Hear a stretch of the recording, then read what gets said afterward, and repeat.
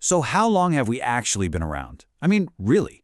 It's one of the biggest, most fundamental questions we can possibly ask ourselves, and it sparked myths, debates, and centuries of scientific discovery. In this explainer, we're going to dig in and find the answer.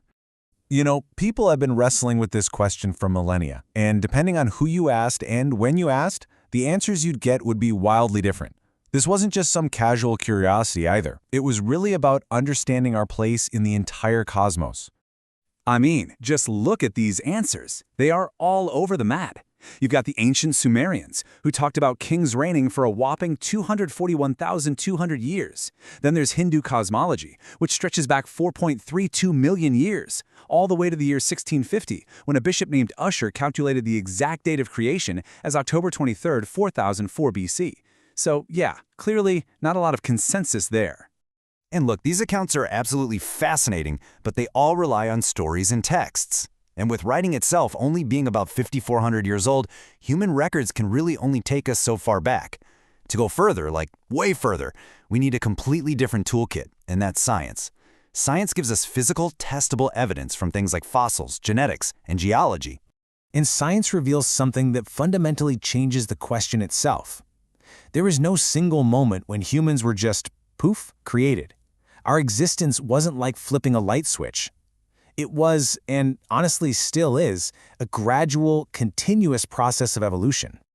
Well, that brings up a pretty tricky problem, doesn't it? If our beginning was this long, slow process and not a single point in time, how in the world can we possibly pick a start date? Where do we draw that line? Think about it like this.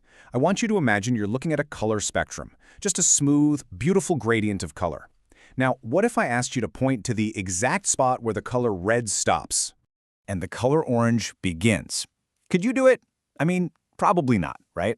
There's no single objective line. The change is completely gradual, with every shade just blending seamlessly into the next. Any line you try to draw is going to feel totally arbitrary. And that is exactly how evolution works. An ancestral species doesn't just wake up one morning and give birth to a totally new species. The changes happen so slowly, generation by generation, over hundreds of thousands of years. There's just no hard border. So to find a useful answer, we've got to get more specific. We need to ask a better question.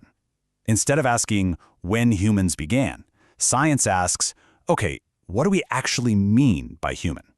By defining our terms using the classification system of taxonomy, we can get way, way closer to a real answer. Okay, let's trace our lineage down the family tree.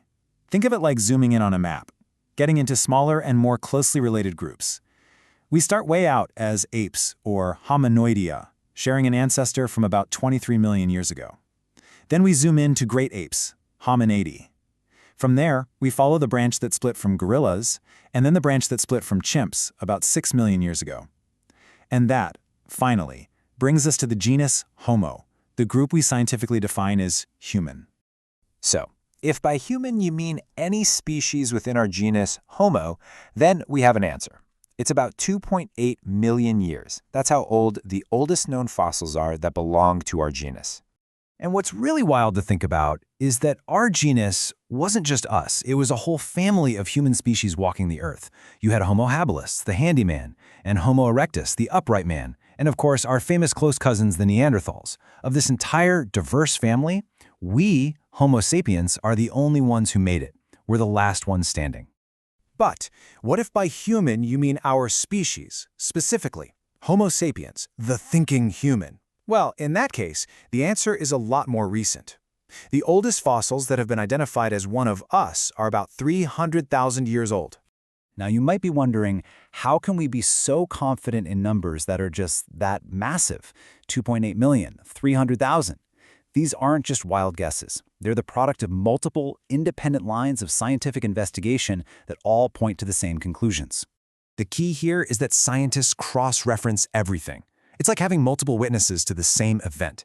They use methods like radiometric dating on the fossils themselves, geology to date the layers of Earth they're found in, and genetic analysis, using what's called a molecular clock to calculate when different species split apart. When all these totally different methods point to the same answer, we can be really, really confident in the results.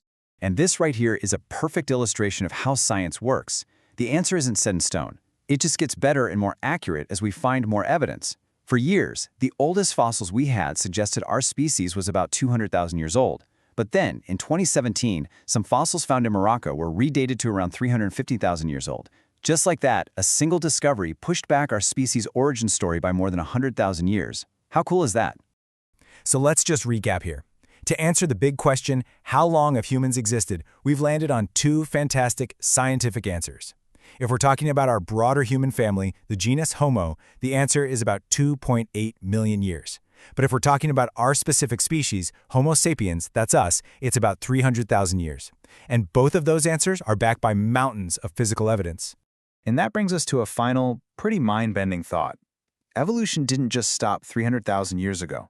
It's still happening. It's a continuous process. So, just as we are different from our ancient ancestors, our descendants, they're going to be different from us. If our species has come this far in 300,000 years, what will we become in the next 300,000? Now that is a question worth thinking about.